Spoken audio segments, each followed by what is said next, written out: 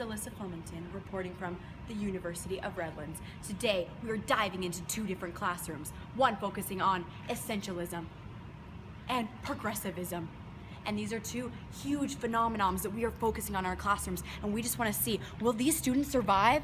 Will they be equipped to walk into society and be active members?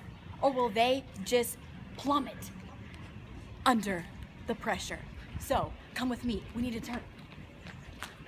Classroom 176, we have been interviewing all day. We've been picking his mind apart, Mr. Phil. And Phil has taught us what it looks like inside of these two theories. I'm ready. Okay, welcome. Today we are in the first classroom with U of R, class 176. And first we're gonna take a lens view on the progressive classroom. And first I'm gonna speak to Miss Diet. And she's going to talk to us from a student standpoint of what it really feels like to feel connected to the classroom and her teacher. So, Diet, can you answer that question for us? Do you feel connected to the teacher in this progressive classroom? I do feel connected. I like that he makes us feel safe in the classroom, that we can ask him any kind of questions. I do appreciate that he will stay if we need homework help after class. I really appreciate it when I'm having a bad day, he'll ask, because sometimes you just need somebody to ask, you're not going to tell them. So yeah, I do really feel connected to this classroom and to the teacher. Awesome. Is there any way that he allows you to feel more comfortable with, say, the lessons that he presents? Yeah. He doesn't force us to read out loud. We can choose if we want to read out loud. We're able to work in groups, so like I can work with Jessica on my reading if I need help. Awesome, thank you. That was a great answer, and you really gave us some richness on what you're experiencing in a classroom. So now we're going to turn our next question over to Jessica. So Jessica, do you feel safe in this classroom? I do. At home, I don't feel very safe in the neighborhood that I live in, and I feel like the teacher doesn't judge me from where I'm coming from and makes it a safe environment for me to come in. And I always feel like I can talk to the teacher, about anything that's happening at home. So it is safe, and just like Diet said, like the teacher doesn't, make us read out loud, and so that makes me feel safe because then We don't sit there worrying that Yeah. we get picked on. And are there any additional examples you can provide us with that maybe Miss Christina has provided with you to feel safe in and out of the classroom? She lets me learn, have hands-on experience, and so and that makes me feel safe because then I feel more knowledgeable in the class versus just us, reading from a book or her telling us what it is, and then I don't really know. And she also takes us on lots of field trips. Which is something we don't get do to with our experience, families. So we from where we come get it from. at school, which is where we want it to. Thank you guys so much, Jessica and Diet, because it seems like this progressive mindset is all about providing that safe environment and providing more experiences within that curriculum, and not just saying, hey, here's a pen and a paper and a book and you're just expected to learn, but instead providing those experiences to merge with that, the content that you guys are expected to learn. So thank you guys so much for spending that time with me. And we have one more student that we're going to interview, Mr. Brian. Hello, Brian. Hi there. How are you? I'm doing well. How are you? Awesome. So we have one last question coming from a student perspective. So what are ways that you feel involved and included in the classroom? A lot of our activities, like our science projects, encourage interaction, and also our teacher lets us be part of the learning process itself. It varies from day to day, so I can't really give you specifics, but I guess I could say in general, like if we had a science project that we were doing that involved maybe a reaction, we could actually approach our teacher with other equations that would generate reactions that aren't dangerous, but she would approve and allow us to grow and be a part of the whole learning process. Awesome, thank you so much. And is there maybe one specific experiment that you can kind of refer to that gave you a more enriched learning experience? Well, I was talking about the reactions and learning about formulating a gas and out of a solid and a liquid, which was with the Alka-Seltzer tablets, so I really enjoyed that one. Thank so much, Brian, for providing us with that. So as you see, this is the lens view of what we see from our students' perspective. But now we're going to turn it over to interviewing and touching base with a parent and one of our teachers. Okay? One more. Hey, what are you doing with your life? Come to the University of Redlands! Yeah! Thank you for breaking on that commercial, and we went to go retrieve our beautiful teacher, Miss Christina, and our wonderful parent, Angie, and they're going to both speak to us about the progressive classroom and why they chose to include their student in that classroom and why she chooses to teach from that angle. So, hello, Miss Christina, how are you today? Good, thank you. Nice seeing you. Thank you so much for having me. This is something that is very close to my heart, and I feel like not a lot of people are taking the progressive kind of ideals into the classroom, so I'd like to speak about that for a moment. Thank you so much for taking that time. Thank you. It's very important that I feel very connected to my students, that they have a safe environment, that they have enriched experiences, and that I am able to help them think outside of the box.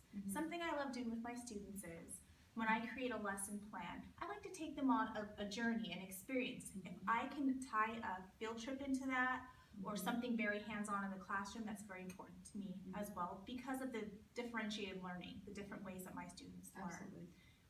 It is my job to have intellectual empathy for all of my students, to try to understand their backgrounds, where they are coming from, and to get down onto their level and find out what it is that's not working for them. And I feel it's my job as a teacher to fix that. Wow, thank you so much. It seems like you've really taken into consideration that each of your kids needs something new and exciting, and they're all unique individuals and unique learners. So it seems like you really have been able to merge like what your kids need and what your methodologies into the classroom. So thank you for sharing that. Thank you. Okay. So now, Miss Angie, how are you today? Good, how are you? Good. And so thank you so much for spending your afternoon with us. And I would just like to hear just a little bit about your students' involvement in this progressive classroom. Well, when we first came to this country, I didn't know the difference between progressive and an essential classroom. And so my student, just like how it is back home, was in a classroom where they taught the basics. And it was lots of repetition, lots of drilling them.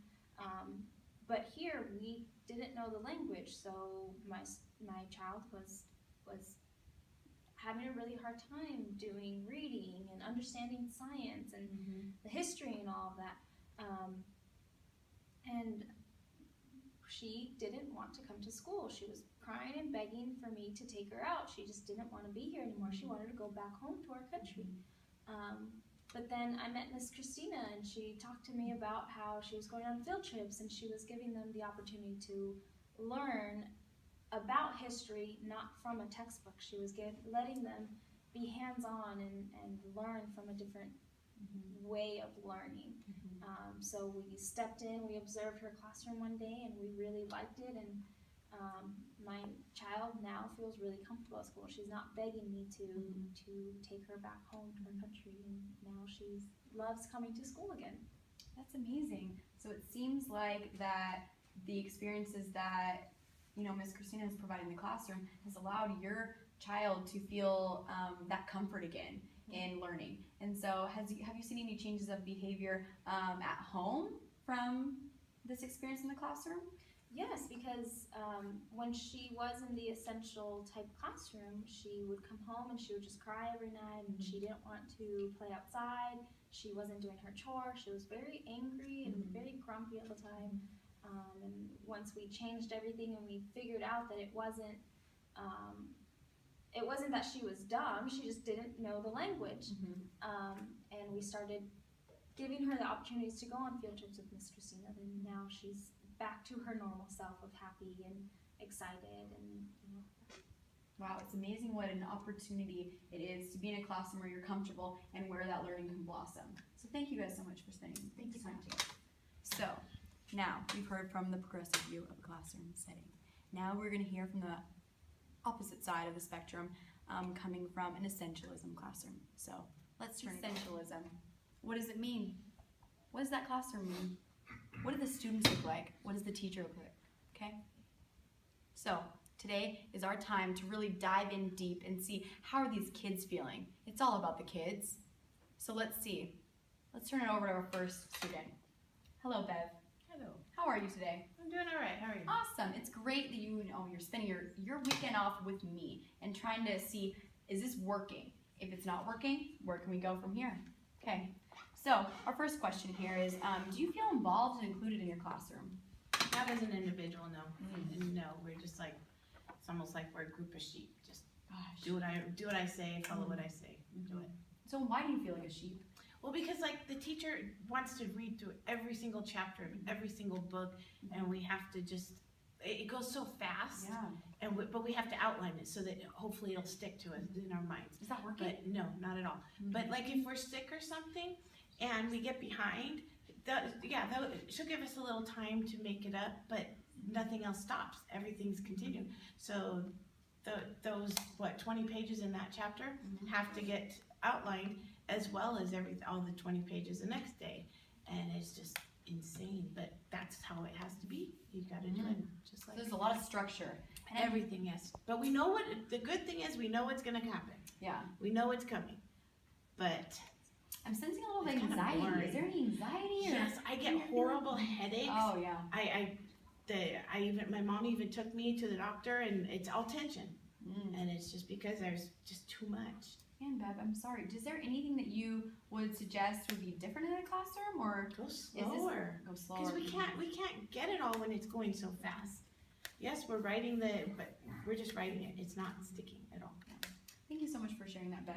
I'm sorry that you're experiencing that, but hopefully there's something we can do in our classrooms to make your experience better. That'd be great. Thanks. Thank you so much. So now we're going to turn over to another student. Her name is Nellie. Hello, Nellie. Hi. How are you today? Okay, Good. Nice to see you. Thank you for spending today with me. thank you. So, there's one question that all of our teachers, administrators, and the community is really curious about. Do you feel safe in these essentialism classrooms? What do you mean with community? Community. So, are the people on the outside, people that are coming into the school system and wanting to educate their kids, and what kind of classroom is ideal for their students?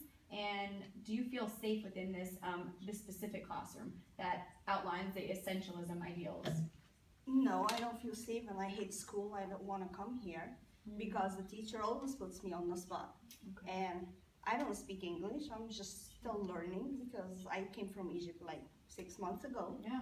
And they threw me in this classroom and I was like okay with my peers, like talking to them, but when it comes to textbooks, I don't understand a word, and nobody can help me at home. Yeah. And then the teacher said, well, I don't care, you're here, you have to learn like anybody else.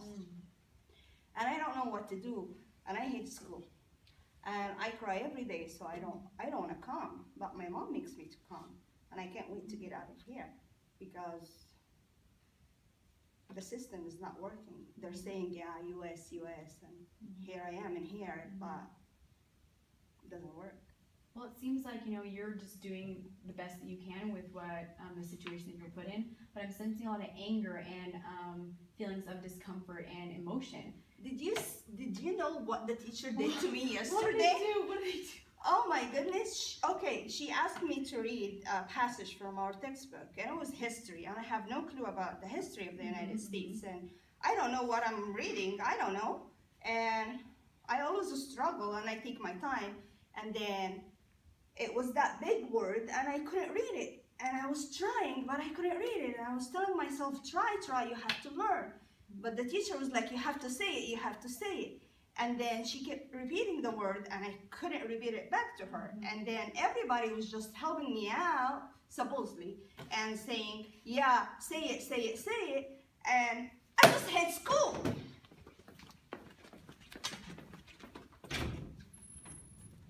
That was our first walkout that we've had on an interview so far.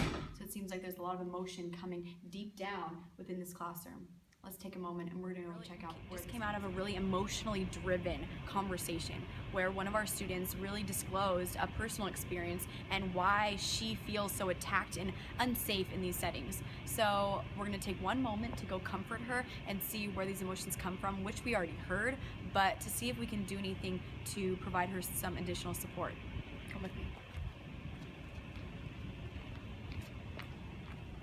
Hi, Nellie. Nellie? Are you okay? No. I'm so sorry that you're provided with a setting that you're not comfortable with.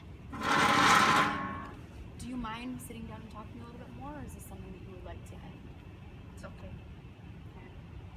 I appreciate that you've laid out a personal experience for us and our viewers, and this really allows us to see what is really going on in these classrooms. And for people that have experienced education on such a negative end where they don't feel safe, is so important that you share your story and tell us what we need to do to change our system so that, like you're an English language learner and you have come over from your country to join our society and function, and you should be so proud of the place that you're at now.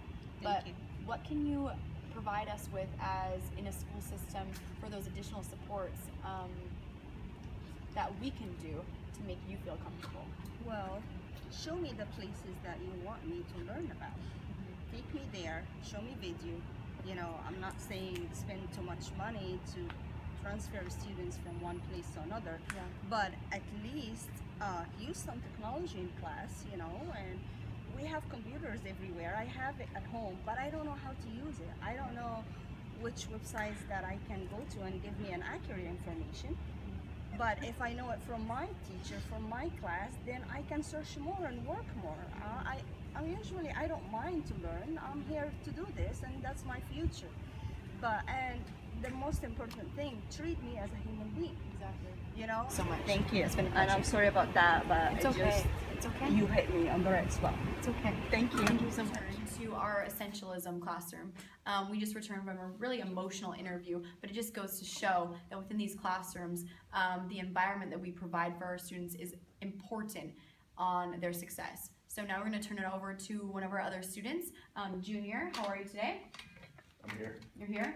You know, we're all here, living, breathing. Some better than others. And I understand that, you know, this is not what we all want to naturally do on our Saturday, you know, afternoon, but I just want to reiterate how important it is that you're here today, being an advocate for this essentialism classroom and saying what you need as a student. Okay? So I have just one clear question for you. Do you feel connected to the teacher in your classroom? The dictator? No. Oh, man, strong word. Why is that? It just barks out instructions, really. Mhm. It's do this, do that. This is what we're doing today. Worksheets. That's about it. And why have you not connected to those, that dictatorship that she's provided for you? It's kind of a one-way street. Okay. They meaning my teacher. She says, you know, whatever direction she needs to bark out at that moment in time. We'll just kind of pull out sheets of paper, jot them down, read some directions that she, in my opinion, should probably, you know, read herself. There's students in the classroom that don't read very well. She picks on them, in my opinion. So what if you, say junior, you're in that situation in the classroom and you're just barked orders and you are, you know, following the notes as instructed. What if you choose to not go in that direction and you choose to not participate? I get scolded. I mean, it's, you know, you get sent out the classroom, step outside, you know, thinking it'll probably be like for a couple of minutes, you know, more than half the class time, and then we'll probably, you know, either get called back in, get scolded some more, sent to the principal's office, or if we don't feel like waiting outside, we take off and we get in trouble. So either way, it's a lose-lose situation for us, I think. So you guys, I'm sensing a lot of, I don't know if it's anger or just that you've been placed in the setting and you have to survive in it. Yeah, it's passive. I'm just trying to get by. I mean, It's like it's her way or the highway. absolutely. So say I sense, you know, emotions from every angle here. I don't know if Junior, if you want to elaborate first, but is there anything that in your ideal classroom setting, you went from this dictatorship to maybe another setting of what kind of teacher would you feel more connected with? Someone who empathizes with us, I suppose. You know, just kind of get a sense of who we are, what our background is, like where we came from, and why, you know, we are in this position in the first place. You know, she came from, you know, Egypt, and you know, she doesn't speak the language very well. You know, I come from a background where, you know, every day is a struggle to just stay alive. You know, I could be dead tomorrow, and I'm pretty sure she'll just mark me absent and true. So is there anything that, you talked a lot about like content and like drills that you guys do in class that you, okay, take out a sheet of paper, take the notes, go through the motions. Is there anything that on a personal level you can feel connected to her with? hands-on. Give us an experience of what it is to, you know, be in that position of whatever she's teaching. You know, if we, you know, I see other classrooms going on field trips. I want to go on a field trip. You know, I don't want to just see, you know, the concrete jungle. I want to be able to see, you know, other things than these four walls or the principal's office. Thank you so much, Junior, for providing that, because it goes to show that our students are the ones that are participating in their education. And if we don't hear from you guys and understand what you guys need, then it's hard for us to provide those experiences for you and to provide trainings for our teachers to know how to educate you. Because as you guys know, education is changing. And it's on the rise of bringing in, integrating technology and hands-on experiences, because, you guys are in this generation of newness. So thank you guys for, participating in this, and you guys are the advocates for yourselves, and so that your stories are going to be very well utilized in creating education on the rise. Thank you. Thank you. Thank you. Now we will be turning down to introduction of our essentialism was conducted with hearing from our students. But now it all comes down to who's providing this environment, who's setting them up. Blanca is over here from an essentialism classroom in this background. So, we all walk into different experiences and understand that it's done with reason, and how she's designed her classroom has been done from her own methodologies and beliefs. So we're going to take some time to kind of pick her brain a little bit and see why she thinks the setting is working for Junior, Nellie, and Bev. Hello, Blanca. How are you today? I'm good. Good. Nice to meet you. My name is Alyssa Flemington. Okay, thank you. So today, thank you so much for coming down, and I just want to hear how do you design your classroom, and what do you think works in your classroom, and what are things that maybe you can change? I think everything works in my classroom. Okay. I have classroom management. You do? If the students don't want to work, then you go up to the office. Simple. So you think their education lies in you're the one to deliver the lesson. If they want to attach to it, then it's their fault? Yes. Okay. I need to teach a lot of things. I don't have time. Okay, I understand. Teachers, you guys are you don't only wear one hat, you wear several. And so what are some of the things that you think work in your classroom? Like, can you specifically outline those for us? Well, I go through the curriculum. Most of my students are good at it. Okay. The minority, well, they'll get it eventually, In the next grade, I don't know. Or we could hold them back. Okay. It really doesn't matter. You're giving really brief answers here. Is there anything else that maybe you could provide us with some examples of why you think the systems that you've in place in your classroom work for your students? Well, because these kids come from households that parents don't even care, okay? They come in here with this attitude, parents don't want to help me, so I don't have the time. I have a life too, I don't get paid enough to go out of my way for these students. So I'm hearing that you're exhausted. You seem like you have just so many responsibilities, but within that, it seems like I'm feeling a lot of negativity. Do you think some of that negativity is pouring onto your students? You're coming in here and you're criticizing me. Okay, not criticizing. I'm sorry if you're under that impression, but I'm just trying to unpack the reasons behind how you run your classroom and why you choose to run your classroom. Because it's state ordered. What do you want me to do? So state orders you to place these beliefs on your students that they're not good enough, they don't come from I never families. said they weren't good enough. Okay, maybe that's just what I was hearing from you. Those words never came out of my mouth. Okay. So how do you instill hope in your students' lives, and say they come from these backgrounds, say are not equipped to provide them with financial or the support systems that say our students from backgrounds that have a lot of financial means? How do you provide and instill that hope in them that they're able to be successful in your classroom? You know what, that's not my job. Okay. If this is a harsh reality, if you don't follow the rules, if you find a job and you don't listen to what your boss says, you're gonna get fired. That's it. That's all I'm trying to teach my students. Okay. Would you like to provide us with any lasting thoughts on your design for essentialism in your classroom? They have to work harder, man. Okay. It's in them. They want to get to something. It's in them. Okay. I tell them, I provide the tools. Here's what we need to learn. If they don't learn it, it's on them. Okay.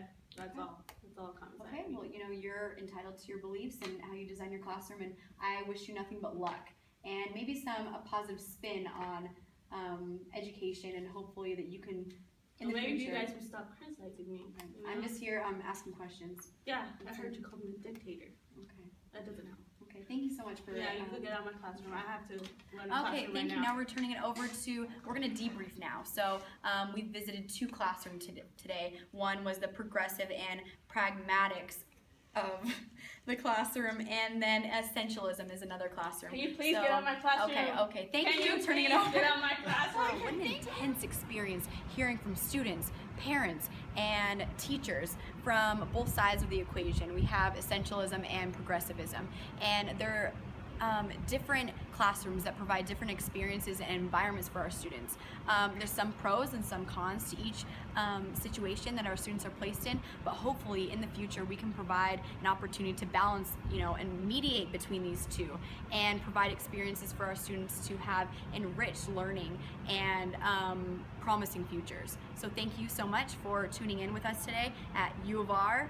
Thank you for Okay, hey Dr. Mercy, we're here. We just wanted to say thank you so much for giving us this opportunity to do something exciting and different.